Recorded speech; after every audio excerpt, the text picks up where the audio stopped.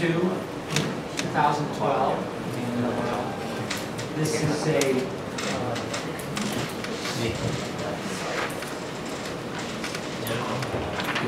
this is kind of a special occasion for us, not only because of the speaker who we have here, but also because this lecture, which is open to the public and to all grade levels in the department, it's really geared for the senior project this year, because this year the senior project is a film project loosely having to do with formation of Thai identity. So this is going to be a great opportunity for the seniors to begin to or continue to familiarize themselves with these topics. So Professor Sandy Cohen is an exceptionally distinguished guest for us. He is extremely well known in circles of academia having to do with history and historiography. His title is, he's a historiographer. He is a critiquer and someone who analyzes the historical process, particularly in the contemporary and most particularly within the academies of the West.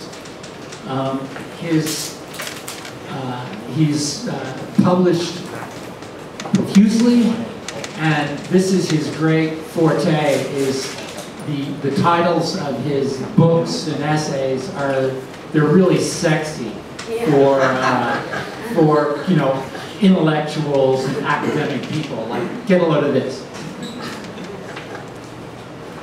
History Out of Joint, Essays on the Use and Abuse of History. Passive Nihilism, Cultural Historiography and the Rhetorics of Scholarship. Academia and the Luster of Capital. Historical Culture, On the Reading of Academic Discipline.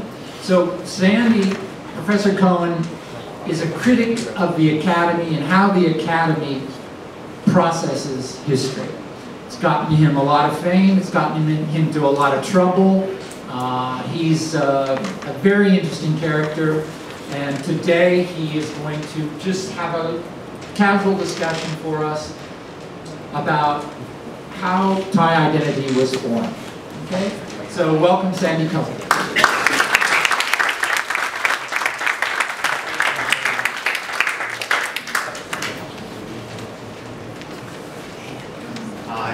I'd like to thank Dennis for that very sweet introduction, and I would add a few. Is the mic okay? Yeah, I think you kind of have to lean in. Lean into it? Is that better? Oh my God, it's leaning into me. I want to just make a couple of comments on Dennis's very nice comments. The critical tradition. Actually, the first thing I wanted to say is that this is the first lecture or talk I've given in Thailand, and I'm extremely appreciative to connect with an audience that, or group of people that I have no connection with and in some ways no understanding of in terms of what their interests and requirements are. The intellectual tradition I'm coming from is very broadly called the deconstructionist tradition.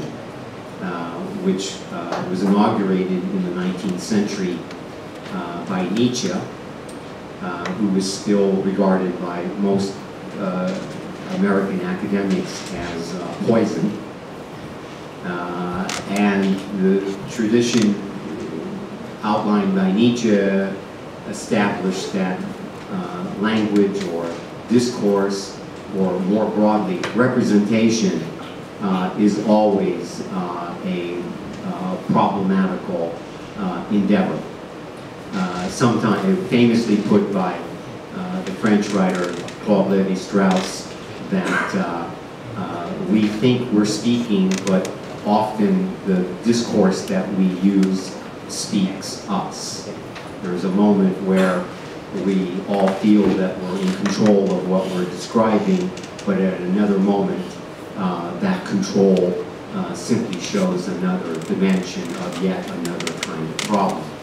In the contemporary world, this tradition from Nietzsche goes through the 1920s and 30s in terms of art movements such as Dada or some elements of surrealism. It emerges in the 1940s and 50s with Claude Lévi-Strauss's analysis of myth as not a secondary form compared to reason. Reason has its own myths. And then it emerges much more strikingly in the 1960s and 70s in the work of Michel Foucault and Gilles Deleuze. If you want, in terms of an intellectual background, the 1962 publication of Deleuze's book, Nietzsche and Philosophy, establishes the critical concepts and analysis of what, again, is today broadly a deconstructionist movement. I should also say that it's a deeply political thing to make a critique, especially in American society, of professors who are, of course, always correct and always on the right side of history. It would be very difficult to find a professor who's willing to say, oh, I didn't know what I was talking about, really, or I was wrong. All right, enough of that. So, in terms of today's talk, there are different dimensions to it. To be frank about it, is the concept of timeness is itself probably a fiction. It's like talking about Frenchness or Chineseness. We can say there is such a thing, but it's always a partial image. It's always a controlled concept. It's always an idea or a notion that is deeply problematic. But the idea of Frenchness or Tyness or related cultural identities, you know, the image of the American as a kind of garrulous, endlessly happy talking person, blah, blah, blah. Every culture uses these ideas. Every culture has, at some point, a self-reflective dimension where they will use an image, a concept, an idea, a text, a sense of history, as well as other dimensions, in order to cobble together a sense of identity. Now, to say timeness means, and again, it's a fiction. I want that understood from the start. I'm not identifying an identity. That's not what I'm trying to do here today. But nonetheless, it does exist as a fiction, and fictions have a lot of power. What they provide for a society is a sense of continuity, a sense of order. Order and continuity are always found together in cultural and political terms. So when I talk about timeness in the materials I'm going to show and then describe or talk about, I'm really talking about the related idea of continuity and discontinuity in cultural and political terms. In other words, there's no such thing as continuity without an opposing idea of discontinuity.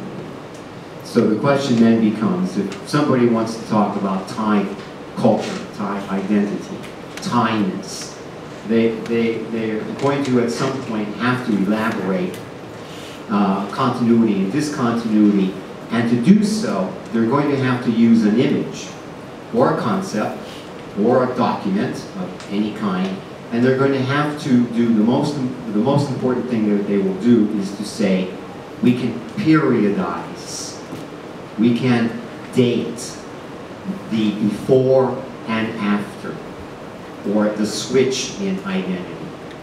So, for example, if somebody thinks that contemporary Thai culture is characterized in certain sectors of it through a punk sensibility, then they are going to have to at some point connect that switch to punk to earlier moments which preceded it and which helped to generate it, as well as positionally to other notions of identity to which that punk identity is opposed or antagonistic.